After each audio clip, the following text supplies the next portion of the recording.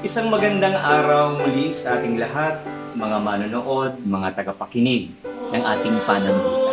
Ito po ang ating unang first episode ng panambitan ko ay naglalayon ng mga pagninilay, ng mga panalangin upang tayo ay magsikhay sa dakilang Panginoong Diyos.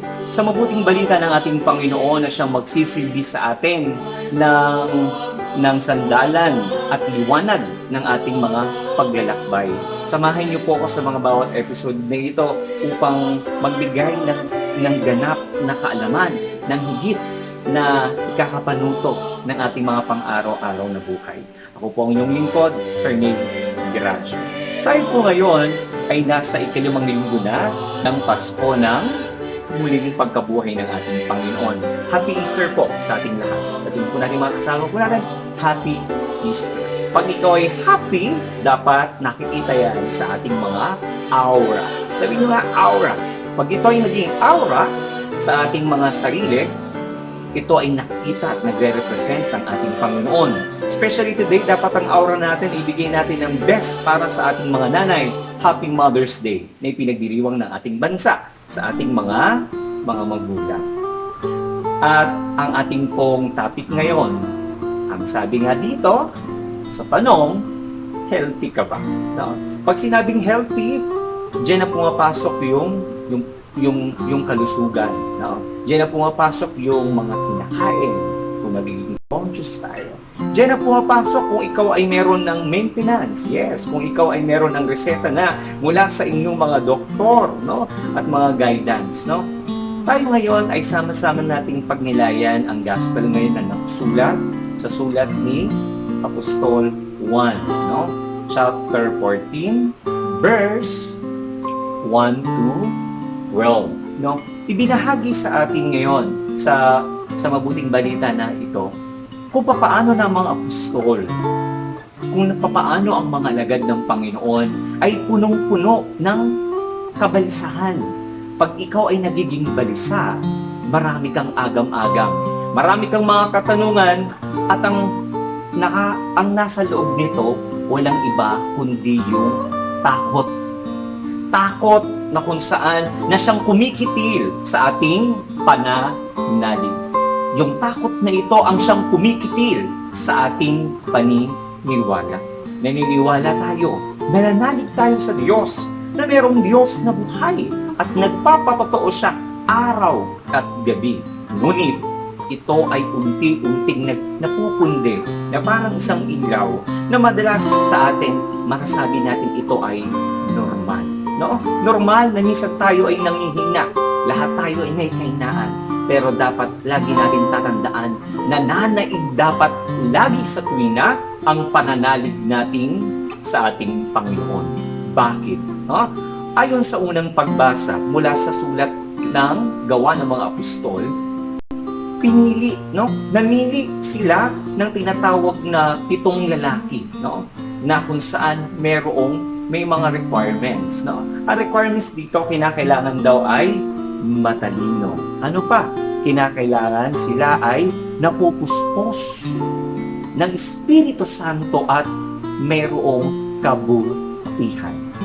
Pag sinabing kabutihan, punong-puno ang puso niya ng paggawa ng mabuti. Alam natin ang tama at mali. Alam natin ang mabuti at masama. At ang pinakamahirap na requirements dito, mga magulang ko at mga kapatid, ay yung maghahanap na sila ay napupuspos ng Espiritu Santo. Pag ikaw ay puspos kasi ng Espiritu Santo, ikaw, sa mga bawat salita mo, sa bawat desisyon na iyong tinatahak, sa bawat mga pamamaraan ng iyong ginagawa, you are guided of the Holy Spirit. Guided ka ng Panginoon. Bakit? Kasi ang Espiritu Santo, hindi mo siya nakikita, pero nararamdaman mo siya sa pamamagitan ng iyong pananampalataya. Sa ating gospel ngayon, sabi nga, nakasulat dito ang binabahagi na ito yung madalas na binabanggit ng lahat ng iba't ibang pananampalataya at ng mga Kristiyano. Si Jesus ang daan. Si Jesus ang katotohanan. Si Jesus ang kaligtasan. Siya ang buhay. Ito yung madalas na binabanggit natin. Pero ang sabi ng Panginoon, huwag kayong mabalisa. Ngunit ang sabi ni Apostol Tomas, saan po ba kami paroroon? Ang sabi naman ni Felipe din, Panginoon, paano nga po ba? Saan nga po ba kami? May mga alinlangan, may mga pagdududa sa kanilang mga sarili. Can you imagine? Ang sabi ng Panginoon sa kanila, dadapwat ay matagal nyo na akong kasama. Pero tila ata wari. Tila wari. Sabi ng Panginoon na hindi nyo ako nakikilala. Sabi nga dito, ang suma sa akin ay suma sa Ama at ang Ama ay suma sa akin. Ang nais ni Apostol Felipe ay makita nila ang ating Ama. Kaya pinaliwanag ng Panginoon dito ang isang salita na dapat ito ay nakikilala at nagbibigay ng hambing sa ating buhay. Kung ikaw ay isang ganap na kapiling mo at kasama mo ang Panginoon, sabi ng ating Panginoon sa kanyang mga alagad at kina Felipe, matagal na akong kasama. Kagaya mo, kagaya natin. Healthy ba? Nagiging healthy pa ba ang ating pananampalataya? Dahil ang mga katanungan na ito, kung ito ay laging namumutawi sa atin na ang Diyos ay nasaan nga ba siya? Ba't ganito ang mga pinagdadaanan namin sa buhay? Bakit may ganitong krisis? Bakit may ganitong suliranin? Kung ang suliranin nito ang siyang kikitil sa iyong pananampalataya, may sakit ka. Kung ang kikitil sa iyong paniniwala ay ang iba't ibang mga lumalabas at naglalantad na ito upang tayo ay mahilahil sa dusa ng pagkakasala, tayo ay hindi healthy. Kung tayo ay nagiging magagalitin, kung tayo ay mas lalong nagiging mabigat ang ating mga timbang, ang sabi daw kung ikaw ay healthy, mabigat daw yung timbang, no? So, tabi-tabi po. Sapagkat kung alam natin pag daw tayo ay healthy, nagiging conscious tayo. Nagiging conscious. Nagiging conscious lang naman tayo kapag kapag tayo ay dinala na kay doktor, sa isang hospital, sa isang clinic. Pag meron ng prescription na kinakailangan mo na itong kainin, kailangan maging vegetarian ka na, kailangan i-maintain mo ng 8 glasses na tubig araw-araw, kinakailangan mo na mag-exercise, kinakailangan mo nang mag-zumba, kinakailangan mo na mag-healthy living. Maraming mga prescription. Yun yung alam natin. Kinakailangan hindi ka nakakain ng mga mamantika. Maraming mga prescription. Alam na alam natin. Actually, one click away sa mga social media, lumalabas ito. Kung paano mako-conscious yung ating healthy living. Pero tandaan natin, paano ba natin masusugpo at matatango naman yung ating healthy? Yung healthy na ating pagiging mananampalataya. Alam natin na si Jesus ang daan, ang katotohanan at buhay. Pero madalas, hindi rin natin alam kung yung ating dinadaanan, kung yung ating pinanindigan, kung yung ating paniniwala, kung ang nagiging matimbang na ay puno na ng mantika o puno na hindi na nagiging kolesterol na pala ito. Anong ginagawa dito? Dapat marunong tayong mag-diet.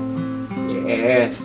Sa spiritual, pag sinabing diet, ang tawag po dito, pagtitim. Bahagi ito ng mga nagtagumpay na mga naging banal. Nagtitimpi sila. Bakit? Kasi alam nila yung susi. Susi ng daan, susi ng buhay at katotohanan na dapat na siyang nagtatagumpay sa isang nananampalataya. Kung ikaw ay nag-exercise, kung ikaw ay merong healthy living, tandaan natin, dapat balance, no? Kung marunong kang magtimbang ng bigat, gaano nga ba ang dapat na merong kabigatan na magtitimbang sa atin? Dapat ang may timbang lagi ang ating pananampalatayang hindi maaaring magapi ni numan. Ang salitang healthy, mga magulang po, dapat ito ay nagre-refleksyon sa ating mga gawa. Ang pagiging healthy ay nagre-refleksyon sa larawan ng ating Panginoon. Kung papaano siyang nagtagumpay, kung papaano siya na nagkaroon ng bahagi sa buhay ng tao sa bawat araw-araw nating ginagawa. Maging healthy living tayo. Maging bahagi natin yung ating pang-araw-araw na ito na mayroong direksyon at tama. Yes, self-control. Pagtitipi na may uri ng pagbabanal, kapiling ang Panginoon. Mag-exercise tayo, kasama ang Panginoon. Mag-diet tayo, kasama ang Panginoon.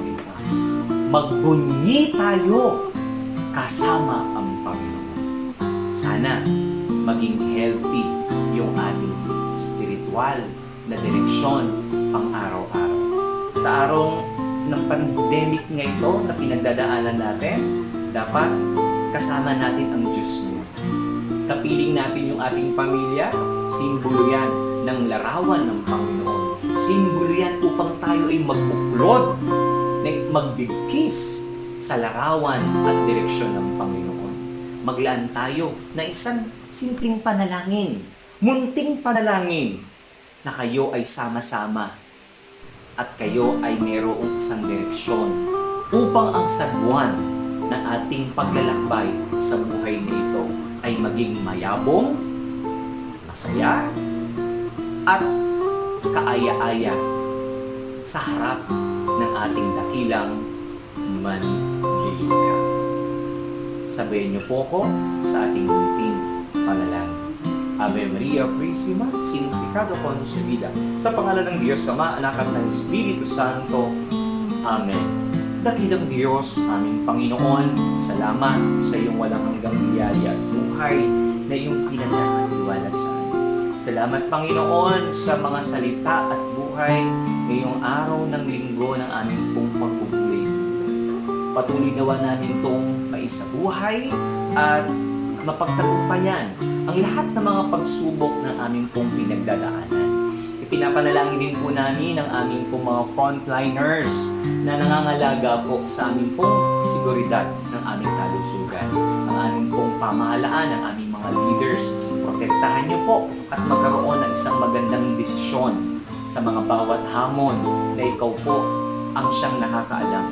Patnubayan niyo po ang sangkatauhan. Ang lahat ng ito ay aming samo sa matamis na pangalan ni Jesus. Amen. Ave Maria Purísima, sa pangalan ng Diyos Ama, Anak at ng Espiritu Santo. Amen. Magandang araw sa ating lahat.